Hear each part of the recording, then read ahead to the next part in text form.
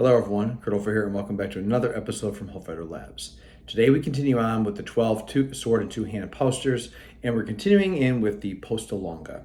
Now Posta Longa is seen here as far as being the queen of being full of deception, and that this was the god right here that is made to be very deceptive against anything that's coming at you.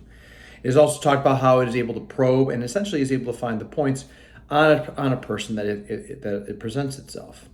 But is that all that it is? Today we're going to take a look at this position here and kind of explore some other anatomical things that I think about when I look at this position and how it ties together with abrazare and all the way up into the portions later on when we start talking about crossings. So with that being the case here, let's take a look. So this week we're going to be continuing on with the 12 sword and two-hand positions, and we're going to be looking at the next one that's shown within the Getty, which is the Posta Longa. Now, just like we've been doing throughout the totality of this this portion of the sword and two hands, we're going to look at the anatomical structure positions that happen when we are talking about making a position using the concepts of abrazare, and then we're going to translate that into the sword and talk about each one of them individually. So, Posta Longa as the abrazare position is something along this lines right here, right? Whether it's here, here, here, you're talking about the concept of elongating the body so that you can move into a secondary action. As such, it's extended forward. Now, again, I am in a left position. The manuscript shows it like this, where my right hand's forward here. The other position I want to talk about this is your posta frontale, which of course comes into this concept right here. Now, where again, my feet are aligned forward here. Why am I talking about both of these right here? Again, based upon how I interpret what Fiore is writing here and how anatomically it makes sense, the body is going to function off of both of these structural principles. So if we're talking about that Posta Longa position that's long and extended here, that means that by doing this right here, if I put my hands together into this, my body is pulled into that elongated position, which allows extension. Now, the left hand in this is shorter than the right as far as extension goes.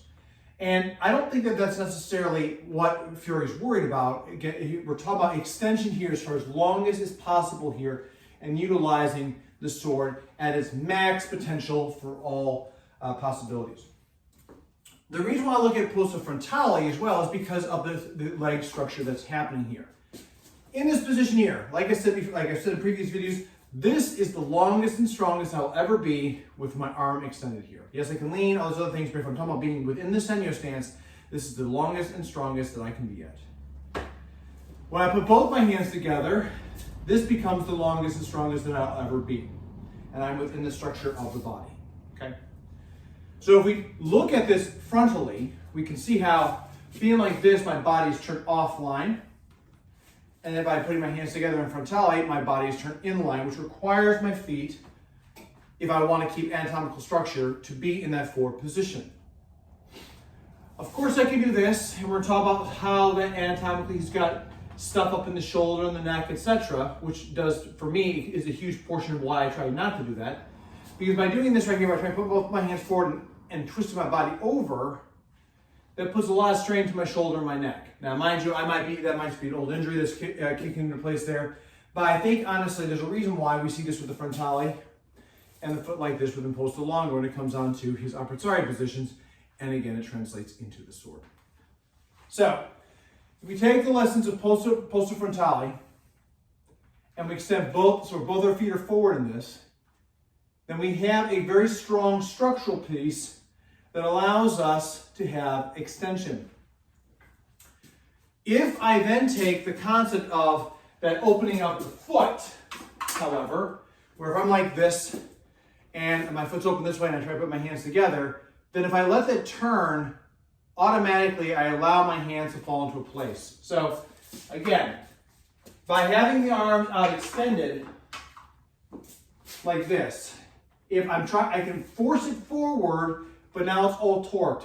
But if I let my body naturally fall, my hands get a natural shift, which if I put them together, create this line. And by putting those two concepts of abrazare positions together, to me, you get all the sotani and the fendente lines. See, if my right foot's forward, extended, right? If I turn, if I keep my right hand strong and my left hand go connected with the hip, then what happens here is I get that line right here. And this is again utilizing that extension lesson of Posta Longa within abrazare positions. Same thing on this side. Hands are forward here. If I keep my right hand centered on this and I allow my left hand and everything else to turn, because my shoulders are rotating along with my hips, then I get the other side of the fendente line, which to me is talking about that teeth to knees. So why is that important here? Is because Posta Longa is a instabile guard and posta. And ultimately right here is a deceptive guard. He says it is full of deception. It's absolutely positively capable of causing thrusts. It is able to find thrusts. If there's a position to find thrusts, if this is the one, it avoids blows and it can strike out from there.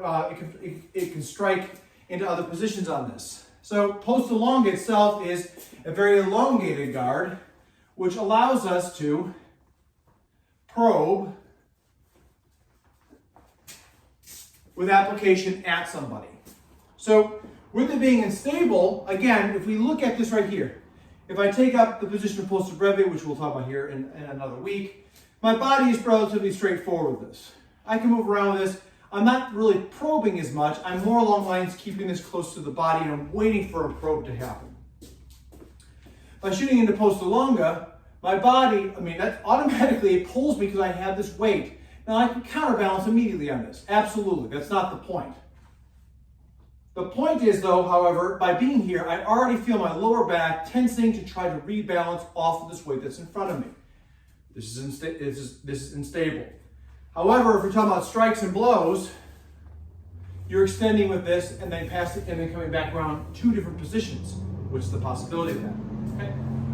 So with that being the case here, that's just kind of looking at the possibility of what we see here at max extension. From this position out here, I can poke, I can move my feet here. It does, for me, I feel a lot more locking to the lower back, whereas back here I can kind of move however I need to and shift and turn. If I'm extended like this,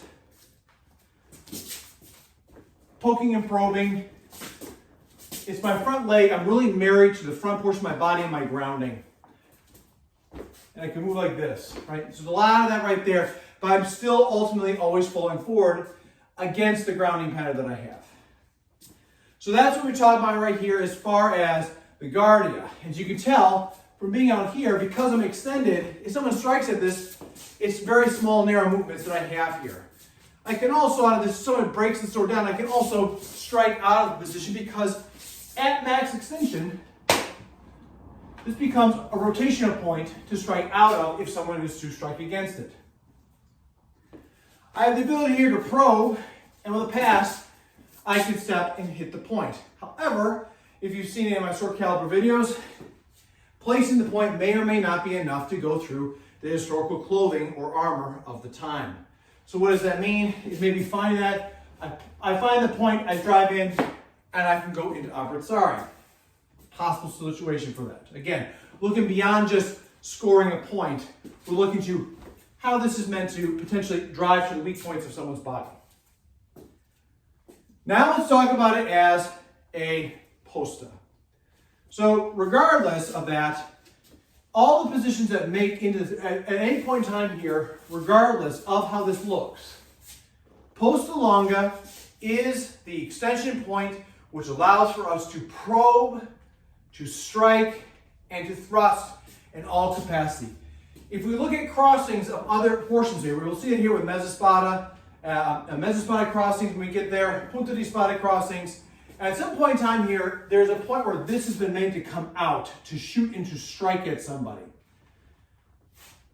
That is where the crossing happens. If crossing happens here, here, here, in all directions, the point being is they are trying to move to and through Posta Longa to another area, Posta Longa into a thrust, or some form or fashion that is allowing us to shift in that direction. Now, again, if I'm probing with this position, my arms are forward here. For turning off, I want to utilize my hip and leg alignment to shift towards the target. if I'm striking with this, right? Being out this way, how this looks, everything's open. So this right here can fall into place, concept of Posta Fiore, and then by popping through, at one point in time there, it became Posta Longa. Here, through.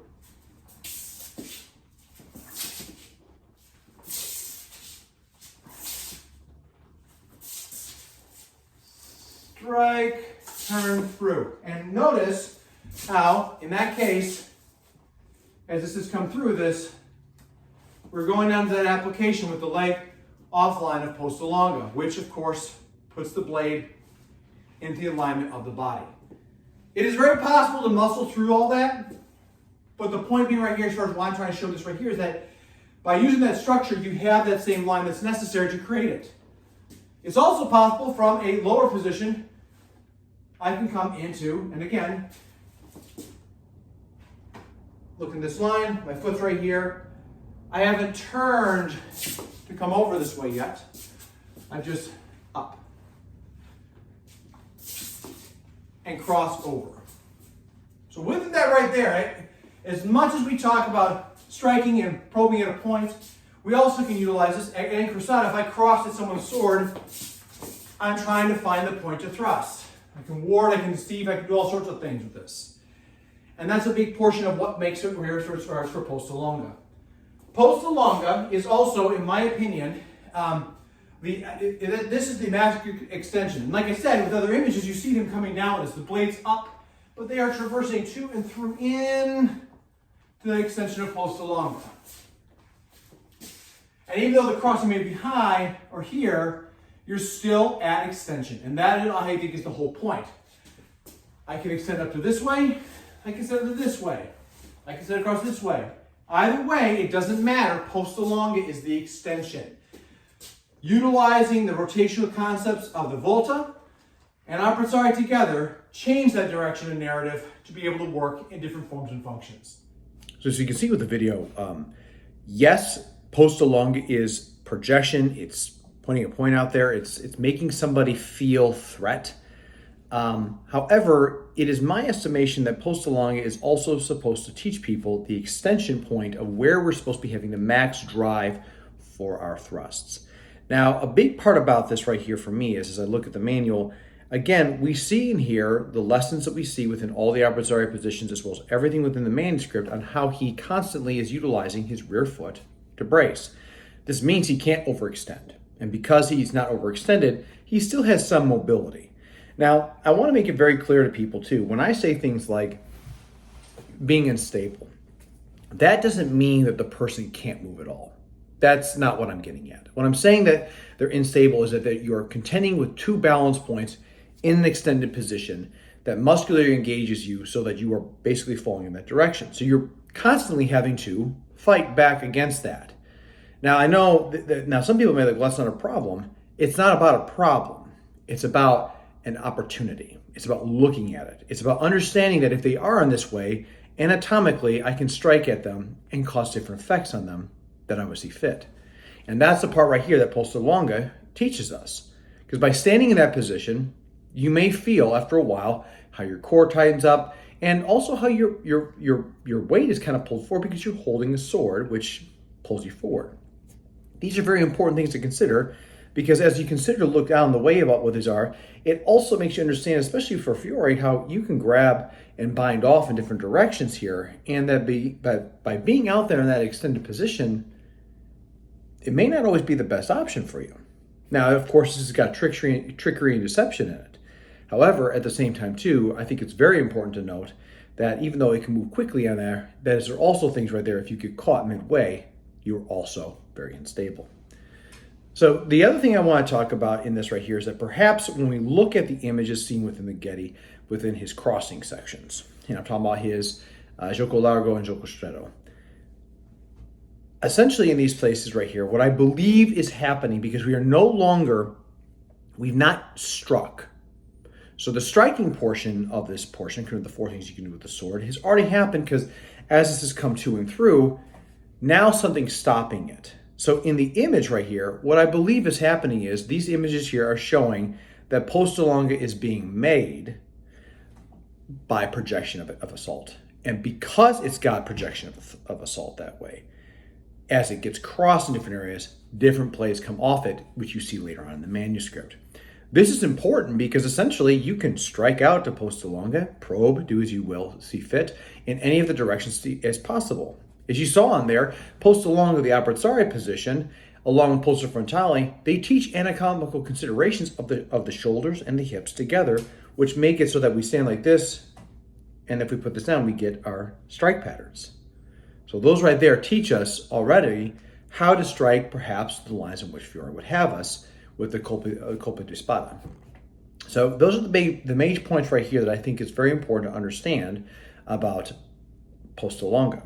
A final point that I think is really important here is that we notice that he's extended outward here. So this is the longest that he is with the sword, at least within this portion of the manuscript. As such, the sword is in a angled up position, right? So essentially it's this hooking mechanism, which we'll see another poster here in a little bit about how that actually affects how you can hit on a target differently. Because of that, this extension point right here, to me, also tells me perhaps how he would prescribe us to strike with his low lines, his sultanis and his puntas, as far as to be able to make that kind of a shape to come up and gore with a sword, rather than having a true edge strike from below, which may or may not have nearly as much effect on target as he may want to have us to have. So that's going to conclude as far as the observations of Posta Longa and for this video here. And if you've watched this here and tuned in with it, thank you so much for stopping by. And if you're a viewer and subscriber, thank you also for your subscription and constantly leaving comments down below for all the stuff that we put out there. I really appreciate that, and that's how this channel grows. Please share this with a friend out there, like, subscribe, and hit that bell so you can be notified when new content gets dropped. And as always out there, until I see you everybody, please stay safe out there, train well, and fight on. I'll see you all soon.